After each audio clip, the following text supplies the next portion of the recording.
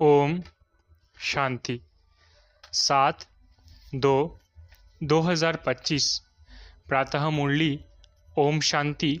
बाप दादा मधुबन।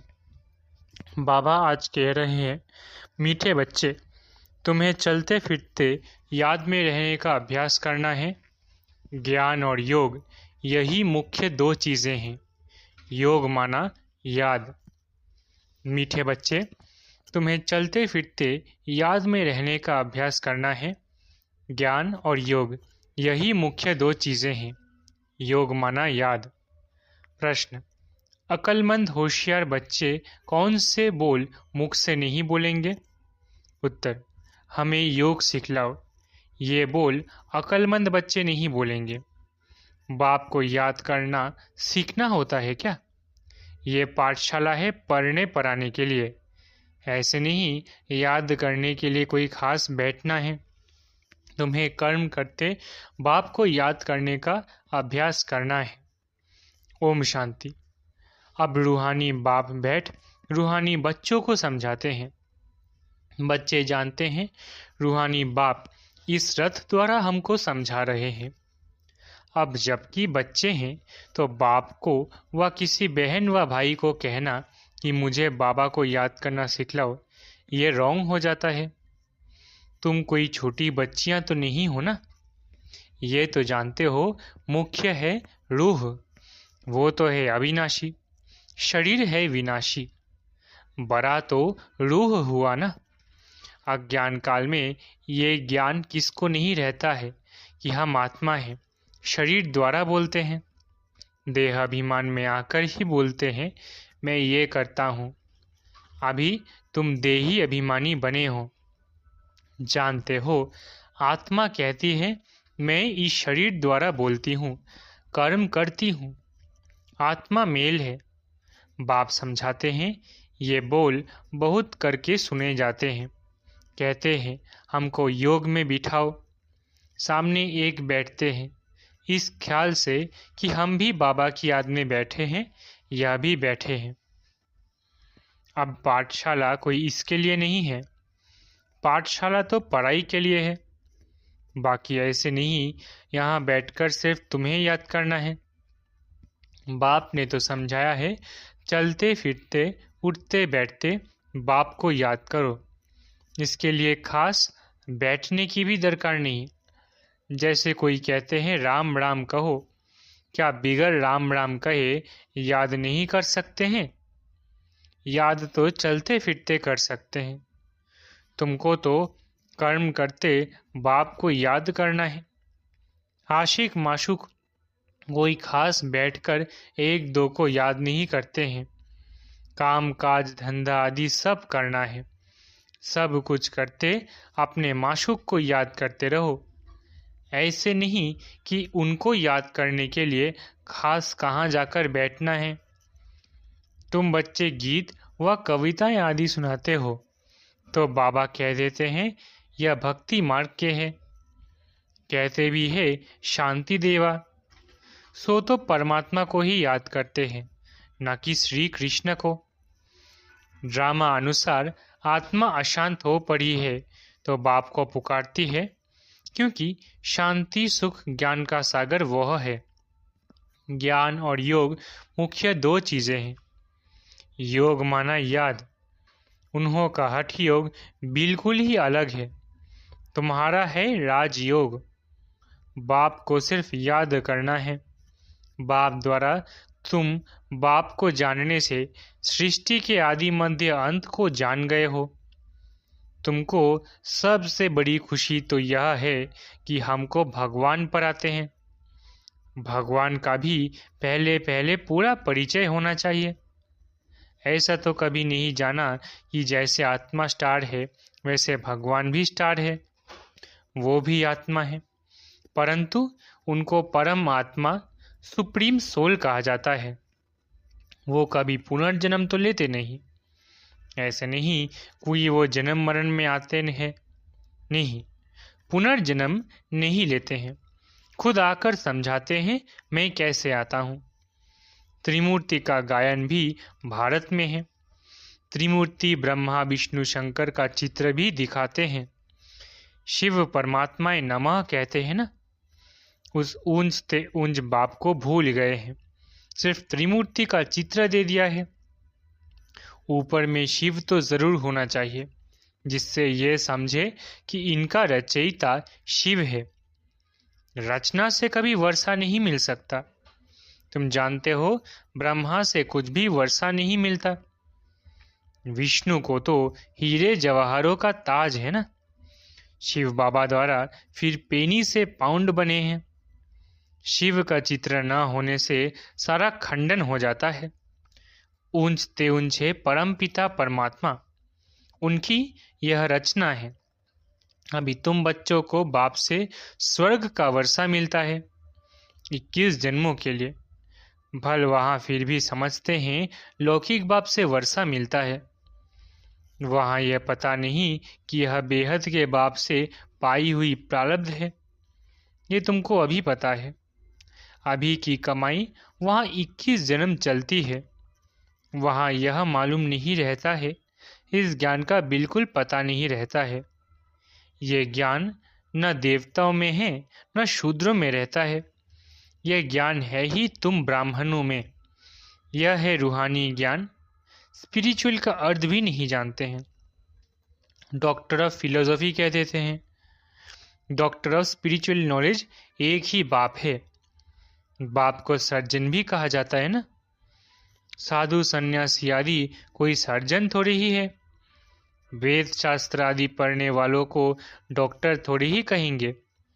भाई टाइटल भी दे देते हैं, परंतु वास्तव में रूहानी सर्जन है एक बाप, जो रूह को इंजेक्शन लगाते हैं। वो है भक्ति। उनको कहना चाहिए डॉक्टर ऑफ भक्ति अथवा शास्त्रों का ज्ञान देते हैं। उनसे फायदा कुछ भी नहीं होता, नीचे गिरते ही जाते हैं। तो उनको डॉक्टर कैसे कहेंगे? डॉक्टर तो फायदा पहुंचाते हैं ना।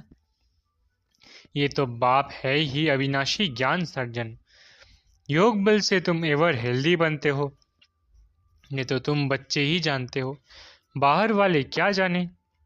उनको अविनाशी सर्जन कहा जाता है। आत्मा में जो विकारों की खाद पड़ी है उसे निकालना, पतित को पावन बनाकर सद्गति देना, ये बाप में शक्ति है। ऑलमाइटी पतित पावन एक फादर है। ऑलमाइटी कोई मनुष्य को नहीं कह सकते। तो बाप कौन सी शक्ति दिखाते हैं? सर्व को अपनी शक्ति से सद्गति दे देते हैं। उनको कहेंगे doctor of spiritual knowledge, doctor of philosophy. ये तो ढेर के ढेर मनुष्य है, स्पिरिचुअल डॉक्टर एक है। तो अब बाप कहते हैं अपने को आत्मा समझ मुझ बाप को याद करो और पवित्र बनो। मैं आया ही हूँ पवित्र दुनिया स्थापन करने। फिर तुम पतित क्यों बनते हो? पावन बनो, पतित मत बनो। सभी आत्माओं को बाप का डायरेक्शन है। गृहस्थ व्यवहार में रहते कमल फूल समान पवित्र रहो। बाल ब्रह्मचारी बनो तो फिर पवित्र दुनिया के मालिक बन जाएंगे। इतने जन्म जो पाप किए हैं, अब मुझे याद करने से पाप भस्म हो जाएंगे। मूल वतन में पवित्र आत्मा ही रहती है, पतित कोई जा नहीं सकते हैं। बुद्धि में ये तो याद रखना ही है, बाबा हमको पढ़ाते हैं। स्टूडेंट ऐसे कहेंगे क्या कि हमको टीचर की याद सिखलाओ? याद सिखलाने की क्या दरकार है? यहाँ संदली पर कोई न बैठे तो भी हर्जा नहीं। अपने बाप को याद करना है। तुम सारा दिन धंधे धोरी आदि में रहते हो तो भूल जाते हो, इसलिए यहाँ बिठाया जाता है। ये 10-15 मिनट भी याद करे तुम बच्चों को, तो काम काज करते याद में रहने की आदत डालनी है। आधा कल्प बाप माशुक मिलता है, आधा कल्प बाद बाप माशुक मिलता है। अब कहते हैं मुझे याद करो तो तुम्हारी आत्मा से खाद निकल जाएगी और तुम विश्व के मालिक बन जाएंगे। तो क्यों नहीं याद करनी चाहिए? स्त्री का जब हथियाला बांधते हैं तो उनको कहते हैं पति तुम्हारा, गुरु ईश्वर सब कुछ है। परंतु वो तो फिर भी मित्र, संबंधी, गुरु आदि बहुतों को याद करती है। वो तो देहधारी की याद हो गई। ये तो पतियों का पति है, उनको याद करना है। कोई कहते हैं हमको निष्ठा में बिठाओ, परंतु इससे क्या होगा? 10 मिनट यहाँ बैठते हैं तो भी ऐसे मत समझो कि कोई एक रस हो बैठते हैं। भक्ति मार्ग में किसकी पूजा करने बैठते हैं तो बुद्धि बहुत भटकती रहती है। नौधा भक्ति करने वालों को यही तात लगी रहती है कि हमको साक्षात्कार हो। वो आश लगाकर बैठे रहते हैं, एक की लगन में लवलीन हो जाते हैं, तब साक्षात्कार होता है। उनको कहा जाता है नौधा भक्त। वो भक्ति ऐसी है जैसे आशिक माशूक, खाते पीते बुद्धि में याद रहती है। इनमें विकार की बात नहीं होती। शरीर पर प्यार हो जाता है, एक दो को देखने बिगड़ रह नहीं सकते। तो अब तुम बच्चों को बाप ने समझाया है, मुझे याद करने से तुम्हारे विकर्म विनाश होंगे। कैसे तुमने 84 जन्म लिए हैं। बीज को याद करने से सारा झाड़ याद आ जाता है। ये वैरायटी धर्मों का झाड़ है ना, वो ये सिर्फ तुम्हारी बुद्धि में है कि भारत गोल्डन एज में था, अब आयरन एज में है। ये अंग्रेजी अक्षर अच्छे हैं, इनका अर्थ अच्छा निकलता है। आत्मा सच्चा सोना होती है, फिर उनमें खाद पड़ती है, अभी बिल्कुल झूठी हो गई है। इनको कहा जाता है आयरन एजेड। आत्मा आयरन एजेड होने से जेवर भी ऐसा हो गया है। अभी बाप कहते हैं मैं पतित पावन हूँ, मामे कम याद करो। तुम मुझे बुलाते हो, हे पतित पावन आओ। मैं कल्प कल्प आकर तुमको यह युक्ति बतलाता हूँ। मन मना भव, मध्याजी भव, अर्थात स्वर्ग के मालिक बनो। कोई कहते हैं हमको योग में बहुत मजा आता है, ज्ञान में इतना मजा नहीं, बस योग करके यह भागेंगे, योग ही अच्छा लगता है। कहते हैं हमको तो शांति चाहिए। अच्छा, बाप तो कहाँ भी बैठ याद करो, याद करते करते तुम शांति धाम में चले जाएंगे। इसमें योग सिखलाने की बात ही नहीं। बाप को याद करना है। ऐसे बहुत है जो सेंटर्स पर जाकर आधा पौना घंटा बैठते हैं, कहते हैं हमको निष्ठा कराओ, या तो कहेंगे बाबा ने प्रोग्राम दिया ही निष्ठा का। यहाँ बाबा कहते हैं चलते फिरते याद में रहो, ना से तो बैठना अच्छा है। बाबा मना नहीं करते, भले सारी रात बैठो, परंतु ऐसी आदत थोड़ी ही डालनी है कि बस रात को ही याद करना है। आदत ये डालनी है कि काम काज करते याद करना है। इसमें बड़ी मेहनत है। बुद्धि घड़ी घड़ी और तरफ भाग जाती है। भक्ति मार्ग में भी बुद्धि भाग जाती है, फिर अपने को चुटकी काटते हैं।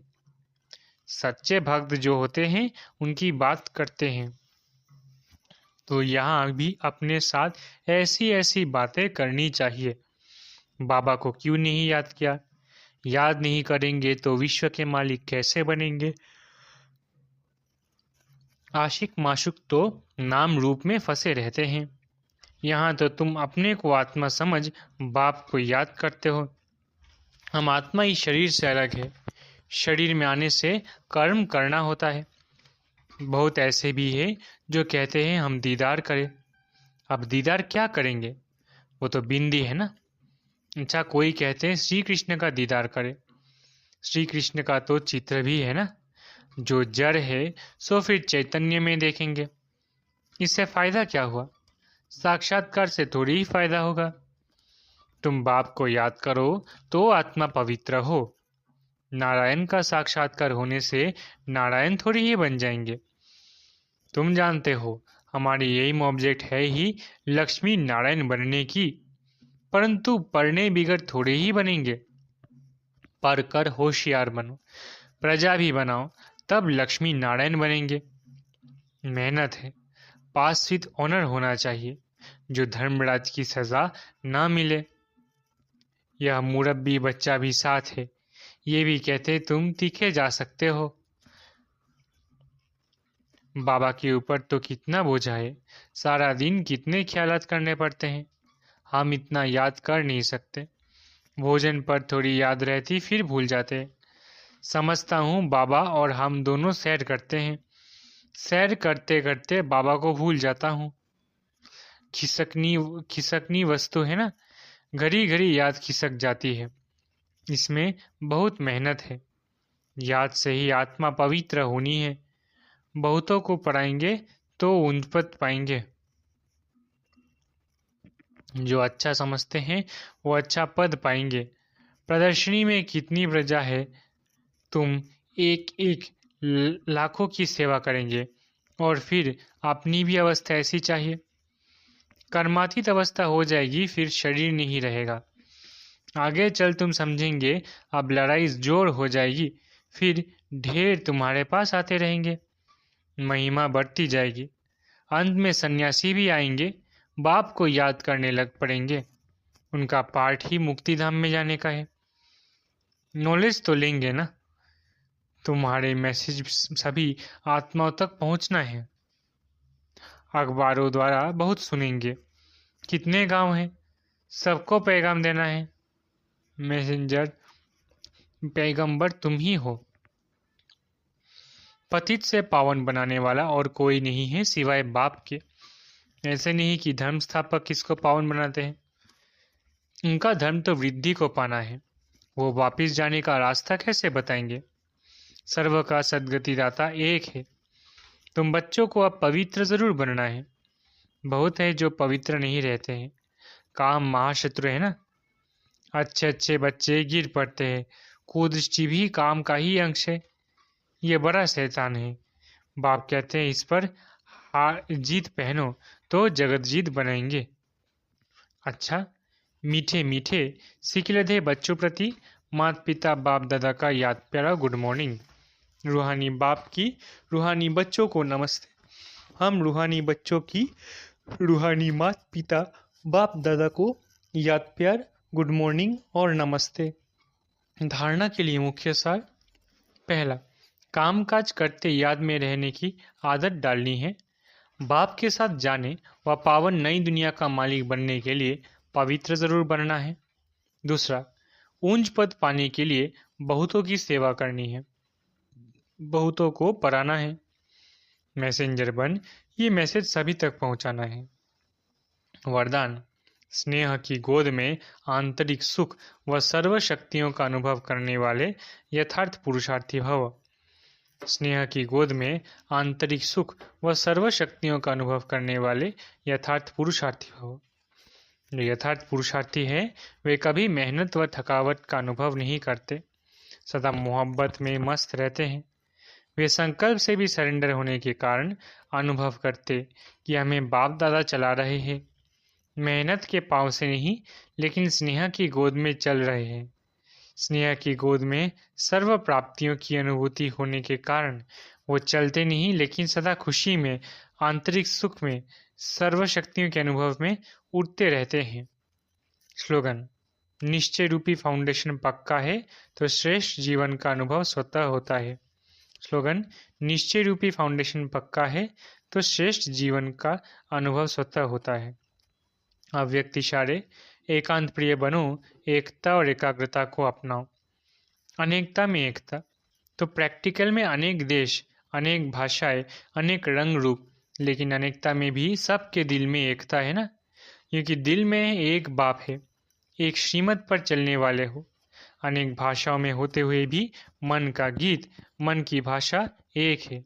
अच्छा, ओम शांति। शुक्रिया बाबा।